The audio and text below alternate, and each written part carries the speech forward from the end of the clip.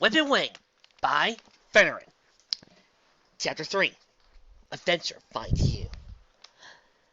I'm Pennywise, the most hospitable earth putty you're likely to find on the trail to the northern reaches. The innkeeper explained as he trotted up to the largest of the buildings in the compound. Indiana Jones kept his mouth shut and his eyes open as he crouched slightly to follow Pennywise through the door and into the main room of the inn. The dark, ugly-smelling common room was like 100 others the archaeologist had seen throughout his travels. A smoky fire in a large fireplace at one end took the edge of the chill of the evening, while small clustered groups of travelers used hot drinks and alcohol to take the edge off of everything else. The innkeeper used one hoof to wave Indy over to a low bench and equally low table. Taking a seat opposite, the brown-pelted creature sat and waited expectantly, his lips apparently steel. Moving deliberately, Dr. Jones withdrew his bag of coins and laid one on the table. It clinked dully, the light of the fireplace reflecting off its shiny golden surface. The innkeeper simply sat. Another large golden coin joined the first. Pennywise yawned hugely, his malodorous breath doing nothing to improve the scents that hung in the other room. Grumbling, Indiana pulled out a third coin. Finally, the horse creature nodded slowly and slammed one hoof on the table. "Stop, Stop! A drink for our guests! Coming, Mr. Wise," called a nervous, reedy voice. Hooves clattered on the wooden floor as what Indy could only describe as a Pegasus hurried to view with a trail placed on its outstretched wings. Indy stared. He had been joking to himself outside the inn, but here was a creature straight out of ancient legends. What was next? Unicorns? Oh, no. There no unicorns work there. But we do have a Minotaur.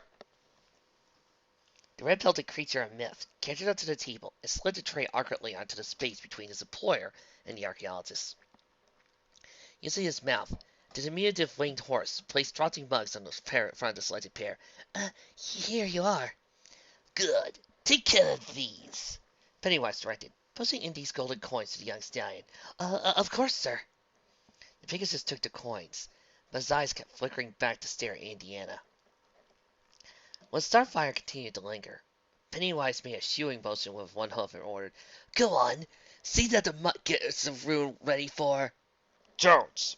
Call me Indiana Jones," the archaeologist said, his mind still whirling from the latest surprise. He swirled the odd beverage in his mug, taking a cautious sip. It tasted like a weak store of ale. The drink didn't seem to be poisoned. Leaning forward to regard his drinking companion, Indy took another sip of his beer and thought about what to say next. Now he had shelter for the night in the strange menagerie, and in front of him Indiana had apparently willing font of information. The archaeologist stared searchingly into the blue eyes of the innkeeper. How reliable was the information, and where to start? "Where the hell am I?" It didn't seem like a good place to start if he wanted to avoid being seen as an easy mark. Pennywise shifted uncomfortably. The look on the hulking creature's face was difficult to read. What was this Indiana Jones? What was he doing here? Whoever he was, the tall male was obviously up to no good. What kind of name was that to use anyway? Clearly it must be a fake. It wasn't any of the innkeeper's business what his customers got up to. But knowing could be profitable. Keeping his voice casual, the airplane said, "So, Indiana, you want some information? I'm definitely the stallion to talk to if you want to know these parts. Owned this inn for a good 10 years. Was there anything you wanted to hear about in particular?" "I'm an archaeologist. I'm studying ancient regions of this area," Dr. Jones explained. He hesitated slightly, realizing he didn't know the local names, but forced ahead. "What can you tell me about cults or monasteries in this region?" At the edge of his vision, Indiana saw a slight movement. When he had mentioned his profession, a white-haired head had jerked up for a split second in the depths of the common room. Someone had been eavesdropping, and had not liked what he had heard. The archaeologist let one hand drop casually to his side and rest on his pistol as he took another drink from the mug of watered-down beer. He added, "I also need an up-to-date map of this area, if you have one. Mine was lost in the storm." "Good thing you found us, then," Pennywise commented. Nearby he slid one hoof around the mug and hoisted it to his muzzle, taking a long pull before he continued. "I could get you a map, and as for cults, I'm proud to say we don't have anything like that here in the Ridgebacks. Only Princess Celestia's light shines here. Of course. Indiana Jones agreed. He'd come across many excellent jars and liars in his life. Pennywise wasn't one of them. But remember, I'm not looking for current cults. Ancient ones are the ones I want. I don't think this area has ever had anything like that, the innkeeper stated flatly. Pennywise cringed inwardly. If Indiana persisted, the poor fool was putting his hoof right in it. So the creature continued to press his luck. There was nothing to do but to get as much money out of him as possible before the inevitable. Uh-huh. Indiana grunted, taking another pull at the ale. Still, let it not be said that Pennywise didn't give his clients good advice. A loving customer was a potential repeat customer. The brown-pelted pony made one last attempt. I've been here for 10 years. If there was anything like that around here, I would have heard something. I'm sure. You might want to try further down the valley for cults. I hear there's a small tribe of griffins near Polo's Landing. You might want to check there. Is there anything else I could do for help? Well, that's too bad. Sounds like I've been wasting my time here. Well, thank you anyway. Dr. Jones sighed in feigned dejection, and finished off the last of his drink. I'll probably be staying here for a few more days and rest. Then I'll move on. Pulse Landing, you said? Guess I'll go there.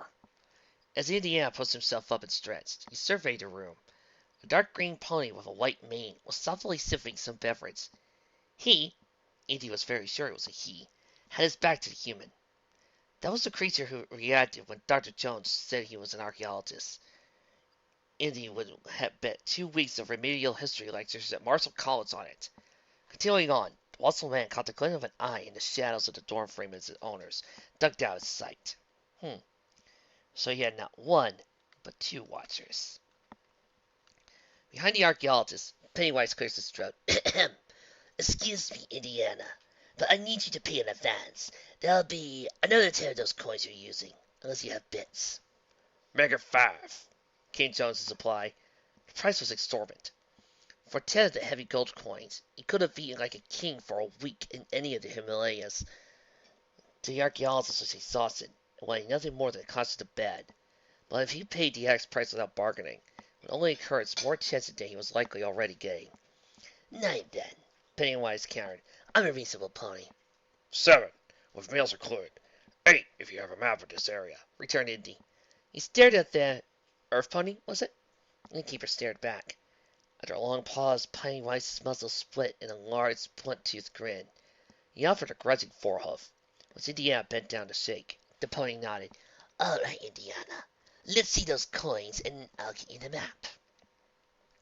In only a short time, Indiana Jones found himself in a cramped, dank room with a barely adequate bed. He rolled up the stiff parchment of his new map. It was true, then. Either the map was a clever and detailed forgery, or he was somewhere entirely outside of his previous experience. Roads, rivers, names of towns, everything was new. The archaeologist's thoughts trailed off as he yawned hugely. Maybe he was studying more in the morning when he was fresh. Working by the weak light of the room's candle, he tugged off his boots and set them next to bed. Next, the archaeologist slid out of his jacket and hung it at the back of the half-baked chair. He reached into one of his jacket's pockets, and now to put the Medallion of Light somewhere safe so that the metallic half circles in Indy's hands was not the Medallion of Light. Pulse racing, the archaeologist stared at the object. He had been robbed. Somehow, in the frantic hours since his unexpected escape from the Nazi agent, the true head artifact had been switched for this imitation. Or was it an imitation? Indiana Jones ran the object through his hands, marveling at the way its dark metallic surface reflected in the candlelight. He thought back to his hasty flight from the temple, the long dark crawl through the tunnel, and the events in the common room of the inn. At no point had anyone had hold of him long enough to steal the original or slip in a replacement. Seasoned by a lifetime of adventure, the archaeologist would have noticed. But if it wasn't some sort of fake, what then? Indiana recalled the legends of telling the twin medallions. They allowed the ancient cult that created them to walk in a world in a single step. Considering the unfamiliar mountains and strange new creatures all around him, Indy had little doubt that had happened. Competitively, the exhausted man glanced down at his twisted ankle. It felt a little bit better before, but still shot twinges of pain up his leg when he swifted it wrong. That wasn't normal fare for a dream. It would be best to assume he was awake for a moment until evidence suggested otherwise. He's seen spirits, or angels, or something come from the Ark of the Covenant. After seeing something like that, was it really reasonable to reject apparent reality out of hand just because of a few oddly familiar mythological creatures showed up speaking perfect English? Looking down at the medallion again, Indiana tilted in his hands, letting the flickering light of his candle play off its surface. Of everything else that had happened today, pickpocketing, a clever replacement, seemed somehow less likely than the alternative. Now he was holding not a fake Medallion of Light, but the true Medallion of Shadow. The artifact hadn't left his person the entire time. From the flash of brilliant illumination in the Temple of Light, to his desperate struggle with monsters and his climb through the bowels of the mountain. So many questions were still unanswered. If this was the Medallion of Shadow, where was the Medallion of Light? Were they two ends of the same transportation system? Were they a single artifact that would flip back and forth between light and darkness each time it was used? Thanks to the thorough efforts of the Mughal Empire, Indiana knew he was probably going to have to find out for himself. Regardless, there was nothing that the exhausted Dr. Jones could do about it at the moment. The best thing for him now would be some sleep. Indy slid the medallion shell into his pants and settled back into bed. His feet stuck over the end of the mattress, and the blanket was far too short. But it beat dying exposure lying on the floor. Stuffing the candle, the archaeologist tipped his fedora over his eyes and drifted off to sleep. Something strange about this dream. Daring Do could feel the vague sense of wrongness as he scratched out another key phrase on the chalkboard. The Silk Road. Behind the Pegasus, a student coughed as he kept writing. He coughed again, obviously trying to get her attention. Finally, he resorted to using her tile. Professor. Daring Do lowered her chalk and adjusted her glasses. As she turned to face her class, she found herself peering down her muzzle at the smiley face of a bright young man in the front row. What was his name? Ernest something? She looked down. Yes, Pryor. Professor, I have a question. Ernest Pryor trailed off for a moment, waiting expectantly. His hand was still raised. Not for the first time, Daring regretted that the dean was still making her teach Archaeology 101. What kind of students were they leading into Marshall College now? What was wrong with this line Office of Admissions? Pressing one hoof to her muzzle, the professor of archaeology waved her student on. I gathered that, Mr. Pryor. Go ahead. Well, I was wondering, you told us so often about how 70% of all archaeology is done in the library. Well, I think we all like to hear about the other 30% of the time. The young man trailed off hopefully. Daring Do pursed her lips in annoyance. She heard some of the students were snuffing around behind her back, trying to find out more of what she did when she went on sabbatical to Mayan ruins, to supposedly peaceful dig in East Africa or the like.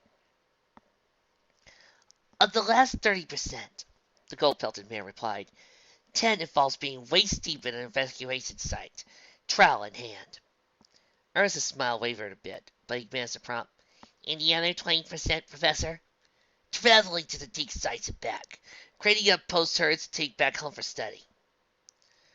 Daring Do said with a shrug. Young Mr. Pryor frowned. Honestly, that was not the answer he'd been hoping for. But what about the chases through the jungle? The gunfights in ancient ruins, With a cheerfully annoying jangling noise, the ringing bell cut short the rest of the overenthusiastic students' protests. The young adults hurried out of the lecture hall. Daring resolutely ignored some of the girls' attempts at sultry come-hither looks.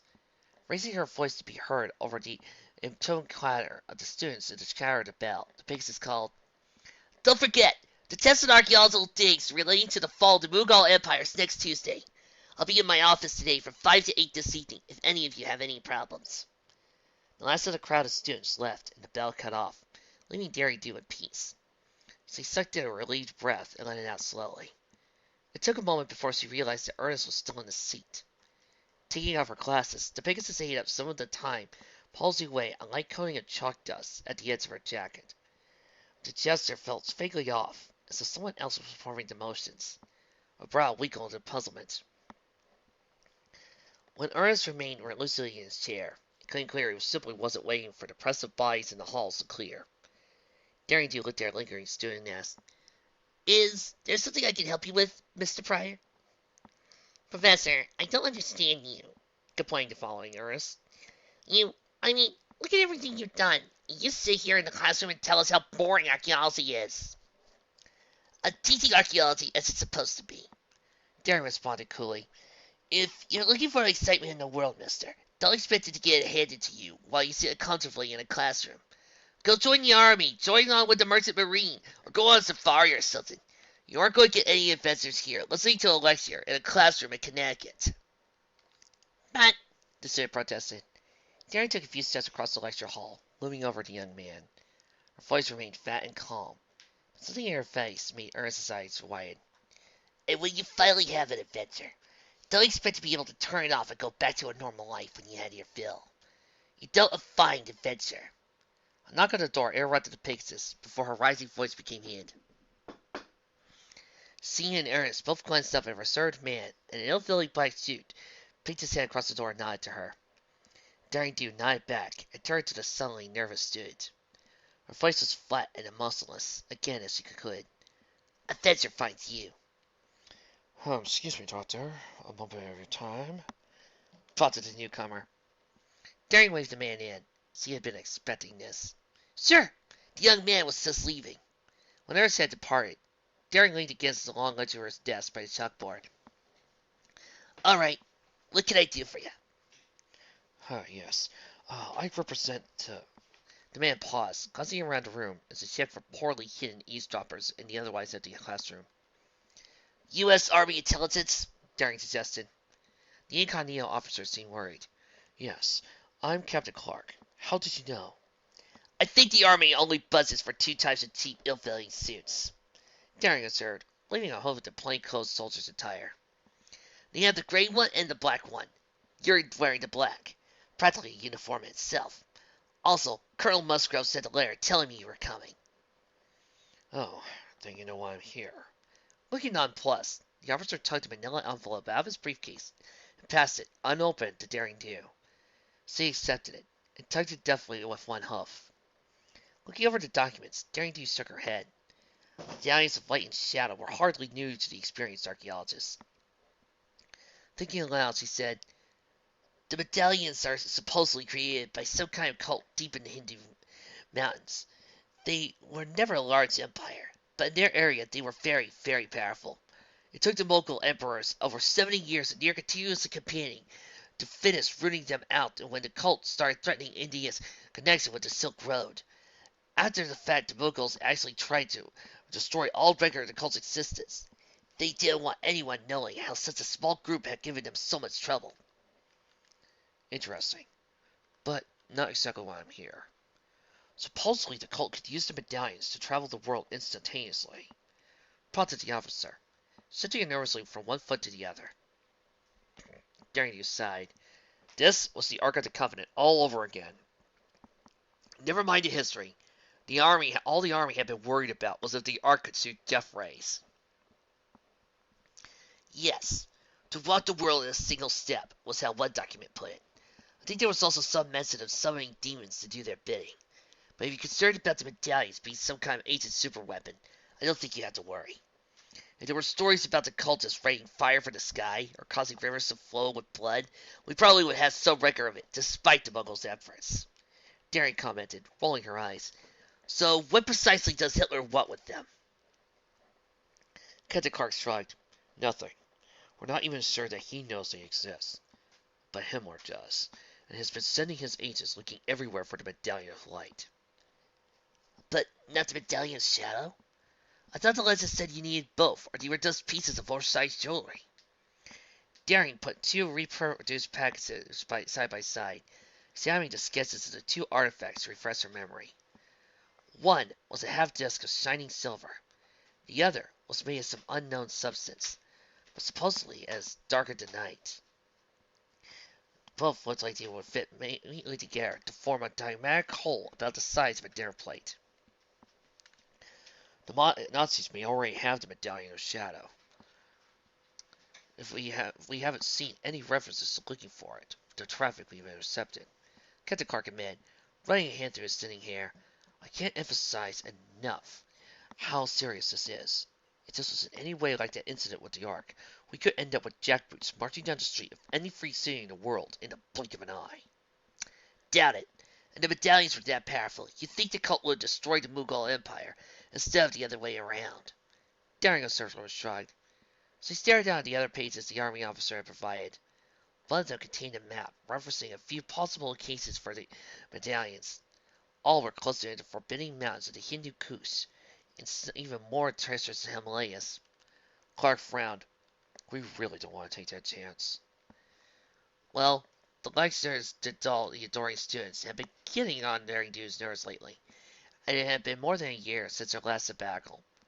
She sifted from hoof to hoof, comparing long, cold nights on mountain trails versus toasty evening at lounge and home. There was really no choice but one. All right, I'll look into it.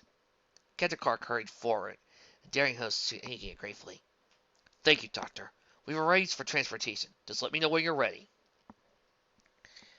Daring thought about the long office hours he spent waiting for Archaeology 101 students to ask repetitive questions about Delhi.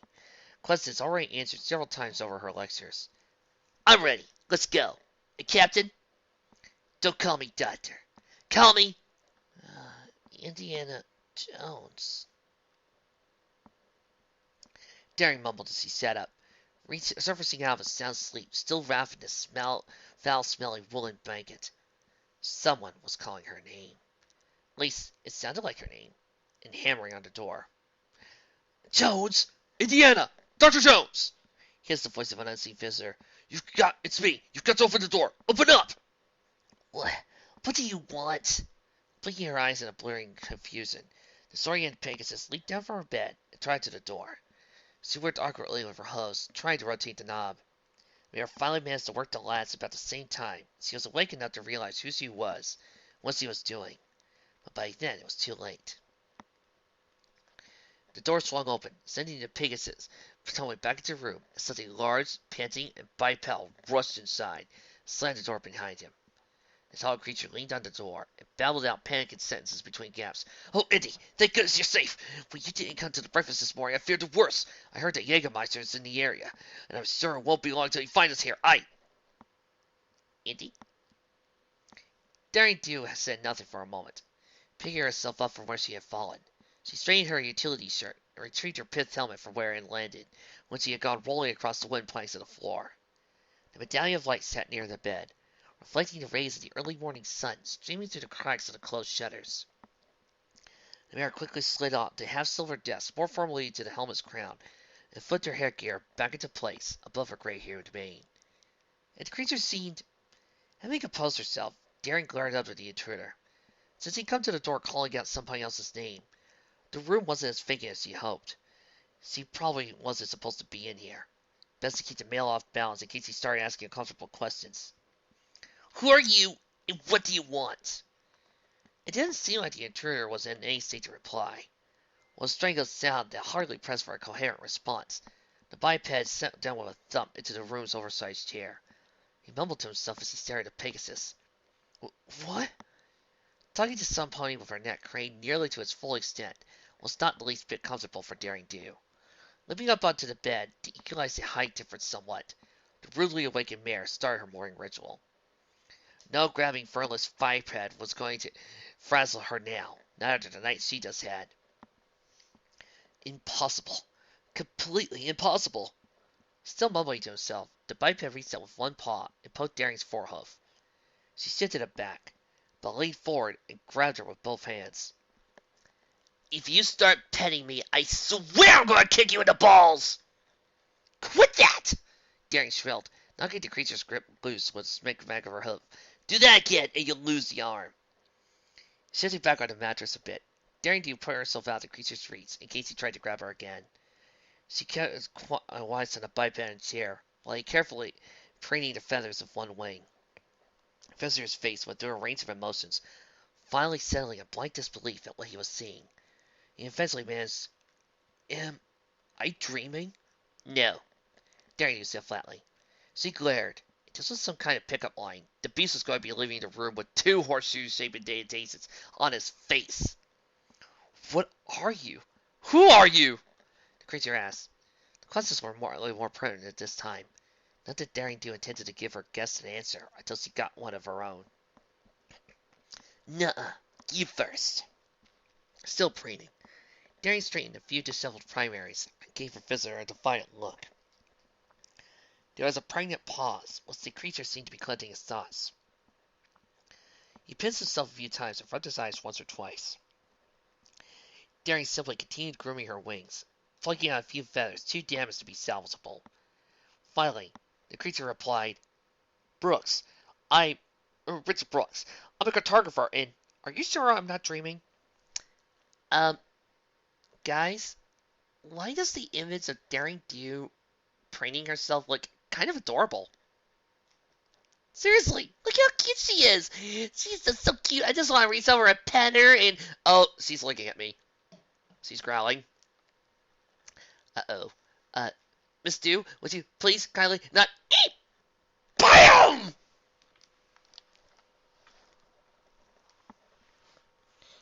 No, you're not dreaming. Stop asking that, and I'm Daring Do. Then Pegasus announced. Daring Do waved for the moment of recognition. This was usually when any ponies he met would say something like, Not that Daring Do! Or, By Celestia's beard, you mean you're her? Or even, I know, and my master Ahuizotl commands it. You shall die! Instead, all the mare got was a blank look. Pegasus hadn't been certain whether or not this was some previously unexplored part of her world, or a different one entirely. Now she could be sure. After one last try, Adventurer, treasure hunter extraordinaire, most traveled Pegasus pony in Equestria? Nice to meet you. Brooks held out one hand eagerly. Daring shook it.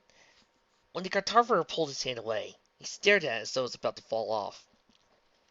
Thankfully for him, it remained attached. The two sat silently for a moment. Daring continued preening, starting now on her other wing. She kept her gaze on her visitor. There was something behind the creature's eyes. She couldn't quite figure out what. The face was too strange. It was almost like a pony's, but just differently enough to make it hard to gaze at his thoughts. Finally, Brooks spoke again.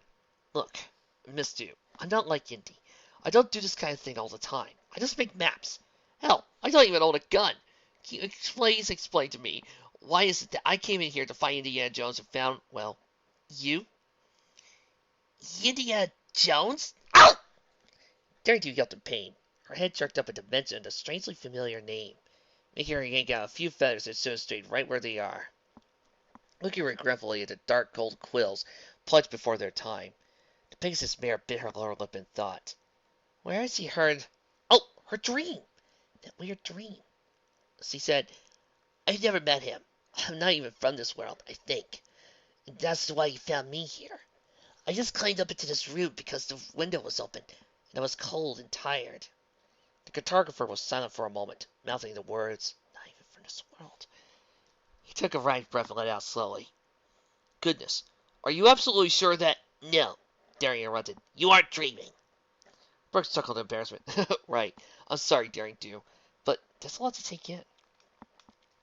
Yeah, well, you run into a lot of weird stuff in the adventuring business, Daring commented with a nonchalance that she didn't actually feel. Better to turn the conversation back to other things, like the mysterious Indiana Jones, who had featured so strongly in her dream. So, who is this Indiana, and why were you looking for him? Richard Brooks glanced around, as though making sure nobody else was in the room. Daring, what do you know about the Medallion of Light? Once again, Daring Do was reminded of the oddly disconcerting vision. Where the hell did that stuff come from? Where does the monster college? Who was Colonel Musgrove? The Pegasus had heard bizarre dreams happening in dreams, but this definitely took the cake, especially since that she had been how she gotten started on her quest for the Medallion of Shadow. Why, Daring felt a heart headache coming on, and she could see her normal memories. Intercarrying that traitorous thug who worked for Ahuizotl, the library in Canterlot, and the like, but at the same time she could recall a desire for a temporary scheme for a professorship, and especially Archaeology 101. She'd be glad of the excuse to get away to travel the world again, to get out of the good old US of A for a while, even though now she thought she had no idea where the US of A was. Growing frustration, the Pegasus pressed her forehead to her head. Daring Do knew she wasn't some college professor. Sure, she spent her fair share of time in libraries, but she never taught a course in her life. Except now, in addition to what she knew to be true, she also remembered with absolute certainty teaching one earlier this month on a college campus she never heard of, and the students she'd never seen before. What was happening to her mind? Daring do. Daring? Are you all right? Brooks asked urgently. Shaking her head to clear it, the Pegasus glanced up to see Richard's puzzled face peering at her. Sorry, Medallion of Light. You wanted to know what I knew about it? Well, it's an artifact. Goes with Medallion of Shadow. Together they let some pony teleport even if they're not a unicorn. Some cult called the Brotherhood of the Snake enchanted the artifact centuries ago. There was a shocked silence. Richard Brooks stared down at the golden peasant mare and said, That's a lot of information for a non-expert to have. Were you looking for it too? No, I was looking for the Medallion of Shadow, Daring explained. The Medallion of... Do you have it? Richard Brooks exclaimed, jumping excitedly to his feet. No, I don't have the Medallion of Shadow at the moment, sighed Daring Do. Well, the statement was completely accurate. She followed up with the not quite answer with another truth. I need to find it before Ahuizotl gets it, though, or Equestria may be in danger. The adventurers watched for any signs that Brooke recognized the name of one of her most persistent foes. He didn't seem to, or he was too busy showing his agitation about the mention of the artifact. Incredible! So you're searching for the same artifacts we are. Look, Miss Dew, you may be in terrible danger. I'm no stranger to that. The mayor said with a rueful laugh. Brooks frowned and shook his head. No, Daring, I'm serious. Dr. Jones and I have had an evil man, a Nazi agent named Hans Jägermeister, on our trail for weeks. I fear he may have something to do with Indy's disappearance. But I don't think he thinks I'm a threat, but... Tall biped, blonde mane, blue eyes, runs around in a dark coat selling things like Snell, or was it Schnin? Daring rubbed her chin, thinking back to the angry creature that had attacked her alongside his minions in the temple. Yes, that's him!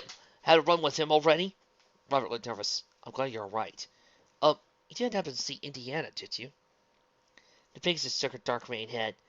No, sorry. I don't even know what he looks like, but I don't think so. Not unless he was one of the ones helping this Jägermeister shoot at me. No then. Oh well, I'm glad you got through that all right, anyway. Brooks said with a smile. He chuckled. The chuckle quickly turned into a hearty laugh. Daring's ears flattened in irritation. Was Richard laughing at her? What? What's so funny? You know, Daring. Cartographer wiped away one tear from his eye. For a minute there, when we first met, I was half convinced that you were Indiana Jones under some kind of bizarre curse.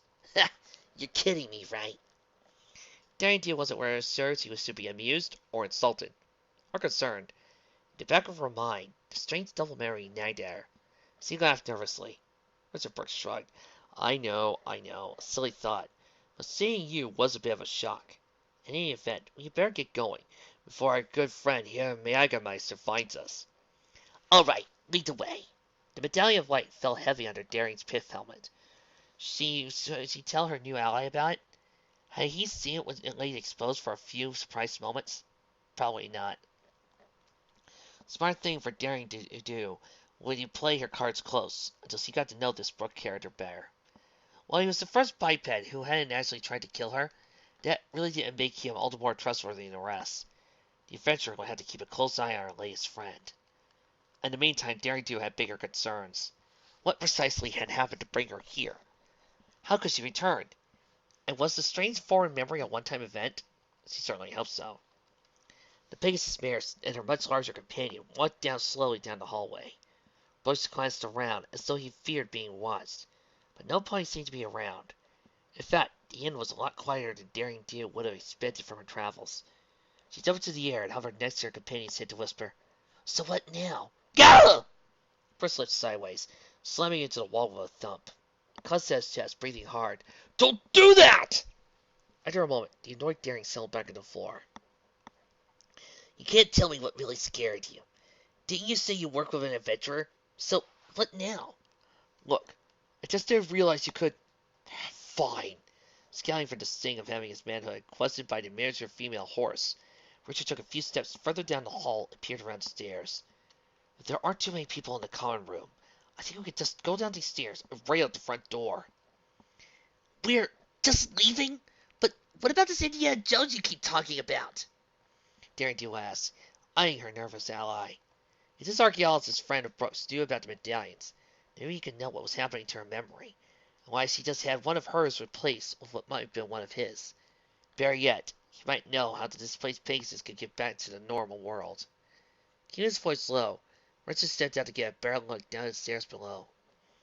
I don't think we're going to find him hiding at the inn, and he isn't daring to get to find out what Richard thought Indiana wasn't. With a crash, the front door caved in, and several brown-robed thugs burst into the common room. Behind him rang the angry barking of a familiar voice. Zut's everywhere! Find him! Snare! You fools! I recognize that voice. That's one of the ones that attacked me! Daring hissed. Before Brooks could react, the Pegasus started up from behind the wall to get a better look. As he glared down the staircase, just in time to see the dark-colored Nazi agent striding into the common room over the shattered remains of the inn's front doors. Jägermeister looked up. His blue eyes met Daring's pink ones. He smiled. Guten Tag, Fräulein.